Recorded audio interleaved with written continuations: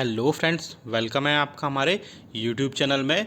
बहुत बड़ी breaking news आ रही है, बड़ी खबर आ रही है। सभी कर्मचारियों के महंगाई भत्ते और पेंशन्स के महंगाई राहत से रिलेटेड बड़ी हुई दर पर आपको महंगाई भत्ते के साथ आपको हाउस रेंट अलाउंसेस यानी आपका जो मकान किराया भत्ता है और यात्रा भत्ता यानी आपके ट्रैवलिंग अलाउंसेस पर भी बड़ी सरकार मुहर लगाती हुई दिखाई दे रही है। तो ये वीडियो सभी कर्मचारियों के लिए बहुत ही इंपॉर्टेंट और जो है नॉलेजेबल होने वाला है, इसलिए इस वीडियो को पूरा लास्ट तक देखिएगा। बने रहिए हमारे साथ इस वीडियो में लास्ट तक। और अगर चैनल पहली बार आए यानी अगर आपने हमारे चैनल को अभी तक सब्सक्राइब नहीं किया है, जो कि फ्री ऑफ कॉस्ट होता है, तो आप वीडियोस के नीचे आप देख सकते हैं रेड कलर का सब्सक्राइब का बटन है, उसके नीचे सब्सक्राइब करके इससे सब्सक्राइब कर लीजिए इस रेड बटन को प्रेस करके। साथ ही साथ आप हमारी वीडियोज़ की लेटेस्ट नोटिफिकेशन के लिए इस घंटे के निशान को जरूर हिट करिए, तभी आपके पास हमारी वीडियोज़ की लेटेस्ट नोटिफिकेशन आ पाएगी और आप हमारी वीडियोज़ को कंटिन्यू वॉच कर पाएंगे। इसके अलावा आप हमारे चैनल पर सेंट्रल गवर्नमेंट एम्प्लॉइज़,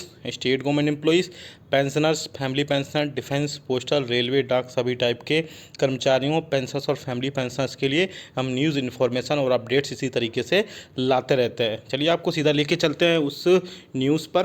आप देख सकते हैं केंद्र सरकार के कर्मचारियों के लिए डीए बहाली एक बड़ी राहत बनने जा रही है। केंद्र सरकार के कर्मचारियों को जुलाई 2021 में दोहरी राहत मिल सकती है, क्योंकि केंद्र सरकार के कर्मचारियों के लिए महंगाई भत्ता यानी डीए बहाल करने की उम्मीद एक बार फिर से जगी है। एक बार केंद्र सरकार के कर्मचारियों यानी सेंट्रल गवर्नमेंट एम्प्लॉइज़ के लिए डीए बहाल हो जाने के बाद सेवंथ पे कमीशन यानी 7 सीपीसी फिटमेंट फैक्टर से केंद्र सरकार के कर्मचारियों के मासिक वेतन में अच्छी खासी वृद्धि होने जा रही है।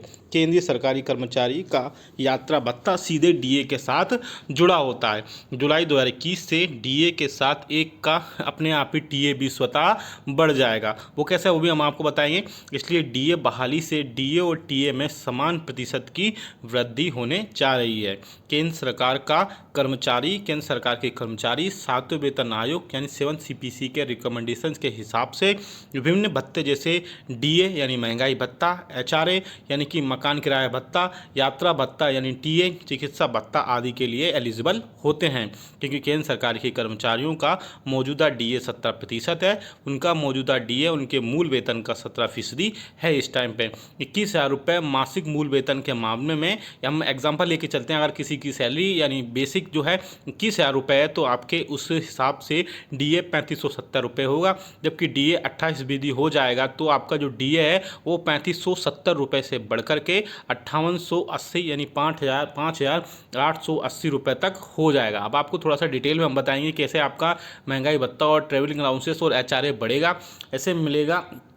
बढ़े हुए महंगाई भत्ते का लाभ मौजूदा डीए 17% है, जैसा कि आप सभी को पता है। और जनवरी 2021 की अगर बात करें हम जुलाई 2021 की बात नहीं कर रहे हैं, अभी हम सिर्फ जनवरी 2021 की बात कर रहे हैं। तो उस सिचुएशन में, उस सर्कमस्टांसिस में यह बढ़कर 28% होने की संभावना है। इसमें 17% +3 +4 +4 की कैलकुलेशन होगी।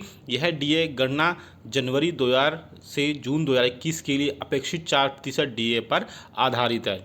जुलाई से दिसंबर 2020 के लिए 4% डीए की घोषणा की गई है। जनवरी से जून 2020 की ड्यूरेशन के लिए 3% डीए की घोषणा की गई है। हालांकि 2.57 का 7वां सीपीसी फिटमेंट फैक्टर है, जिसे मासिक वेतन में संभावित वृद्धि की गणना करते समय इसे याद रखना चाहिए। 7वें वेतन आयोग के वेतन मैट्रिक्स नियम के अनुसार एक केंद्रीय सरकारी कर्मचारी का मूल वेतन पर निर्भर करता है, यानी जो भी चीज़ें होती हैं वो सारी उसकी बेसिक सैलरी पर निर्भर करती हैं। यदि एक सेंट्रल गवर्नमेंट एम्प्लॉइज़ का मासिक मूल वेतन 21,000 रुपये है, तो मासिक 7वां सीपीसी 53,970 रुपये यानी 21,000 इंटू 2.57 रुपये होगा। यानी जो फिटमेंट फैक्टर है उसी में उसका बेसिक सैलरी का गुणा कर दिया जाता है। आगे आप देखते हैं, आपने देखा कि जैसे ही आपका डीए बढ़ेगा यानी महंगाई भत्ता बढ़ेगा, तो उसी के बेसिस पर आपका ट्रैवलिंग अलाउंसेस भी उसी के हिसाब से उसमें इंक्रीमेंट होगा। अब बात कर लेते हैं एचआरए की। जैसा कि आप सभी को पता है कि जैसे ही आपका महंगाई भत्ता या महंगाई राहत जो भी है 25% क्रॉस करेगा तो आपके HRA यानी हाउस रेंट अलाउंसेस में बढ़ोतरी होगी। जैसा कि आप सभी को पता है कि जून 2021 के बाद इसमें इसको अनफ्रीज़ होना है या जब भी ऑफिशियल अपडेट आएगा, लेकिन एक्सपेक्टेड आप मान के चलते हैं कि जून 2021 के बाद ये अनफ्रीज़ हो जाएगा। तो उसके बाद में जैसे ही DA 25% क्रॉस करेगा तो उस टाइम पर जो है DA और DR जो है 31-32% होगा, यानी कि ऑटोमेटिकली 25% वो उस टाइम पे क्रॉस कर चुका होगा। मैंने इससे पहले अपने प्रीवियस वीडियोस में भी ये बात बताई है, फिर से बता दे रहा हूँ। जैसे DA 25% क्रॉस करेगा तो आपको TA तो आपका जैसे DA बढ़ेगा वैसे ही बढ़ेगा, लेकिन HRA फिक्स है 7 CPC के हिसाब से, यानी सातवें वेतन आयोग के हिसाब से आपका HRA उसी बेसिस पर वहाँ पर इंक्रीमेंट होगा। उसमें आप देख सकते हैं कि सबसे पहले X सिटी, Y सिटी और Z सिटी में अभी के हिसाब से आपको तो HRA जैसे ही बढ़ेगा उसके बाद में उसमें X सिटी में जो है 24 की जगह 27% हो जाएगा, Y सिटी में जो है 16 की जगह 17% हो जाएगा और Z सिटी में जो है 10% की, यानी सभी में बढ़ोतरी होगी। और जैसे ये DA और DR जो है वो जब 50% क्रॉस करेगा तो उसके बेसिस पे फिर से इस पर 10% की वृद्धि होगी। तो इस बेसिस पे आपका जब DA बढ़ेगा तो उसी बेसिस पे आपका TA भी बढ़ेगा और उसी के हिसाब से आपके मकान किराया भत्ता यानी कि HRA में भी बढ़ोतरी होगी। अब थोड़ा सा और डिटेल में देख लेते हैं, यानी कि PF की बात कर लेते हैं। भविष्य निधि पासबुक बैलेंस में वृद्धि होने जा रही है।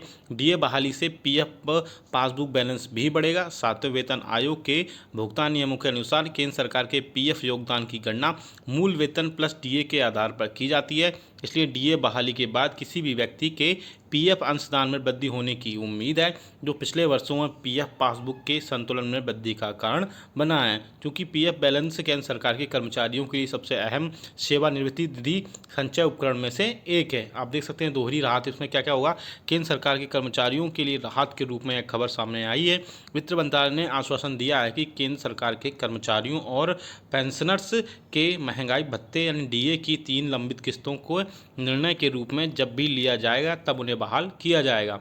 वित्त मंत्रालय ने कहा कि उक्त कर्मचारियों के लिए महंगाई भत्ते की लंबित किस्तों को 1 जुलाई 2021 से प्रभावी संचयी दरों पर संशोधित दरों पर यानी रिवाइज रेट्स पर लिया जाएगा। बीते दिनों राज्यसभा में एक प्रश्न के लिखित उत्तर में वित्त राज्य मंत्री मिस्टर अनुराग ठाकुर ने कहा कि सरकार ने DA की 3 किस्तों को 37,430.08 करोड़ रुपए से अधिक बचा लिया है, जिसे पिछले साल देश में होने वाले कोविड-19 महामारी से निपटने में मदद मिली थी। केंद्र सरकार के कर्मचारियों और पेंशन भोगियों को महंगाई भत्ते और महंगाई राहत की 3 किस्तें 1 जनवरी 2020, 1 जुलाई 2020 और 1 जनवरी 2021 के कारण जमा हुई थी।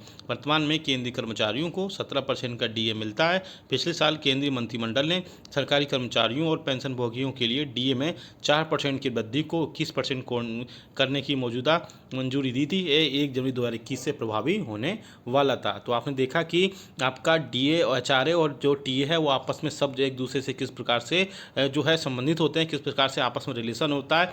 जब बेसिकली फिर से बता देता हूँ मैं, DA किसी का बढ़ता है तो DA बढ़ने के बाद में उसके साथ में उसका TA भी बढ़ता है, यानी कि ट्रैवलिंग अलाउंसेस भी उसी हिसाब से उसमें बढ़ोतरी होती है। और HRA यानी मकान किराया भत्ता 25% जैसे ही क्रॉस होगा उसके बाद उस सभी में बढ़ोतरी स्टार्ट होनी हो जाएगी। आप हमें कमेंट करके जरूर बताइएगा आपके कि आपके हिसाब से आपकी कितनी सैलरी जो है बढ़ रही है। इसमें तीनों जो है आपके सैलरी में काफ़ी हद तक फ़र्क बढ़ेगा। और हमने एक एग्जांपल देके भी बताया कि अगर किसी जो है किसी 21,000 रुपये का किसी का मूल वेतन है तो उसके हिसाब से जब फिटमेंट फैक्टर का जब उसकी सैलरी निकाली जाती है तो उसमें अभी आपको पता है कि फिटमेंट फैक्टर 2.57 है। तो अब 2.57 होने के बाद में उसकी सैलरी जो है 21,000 जो जिसकी भी बेसिक है उसकी 53,970 रुपये उसकी सैलरी इन हैंड बनती है। तो आपने देखा हमने डिटेल में सारी चीज़ें बताई। वीडियो अच्छा लाइक करिएगा, इसको शेयर जरूर सभी के साथ करिएगा। ऐसी न्यूज़ अपडेट्स के लिए आप हमारे चैनल को सब्सक्राइब भी कर लीजिएगा। मिलते हैं आपको नेक्स्ट वीडियो में। Thank you so much.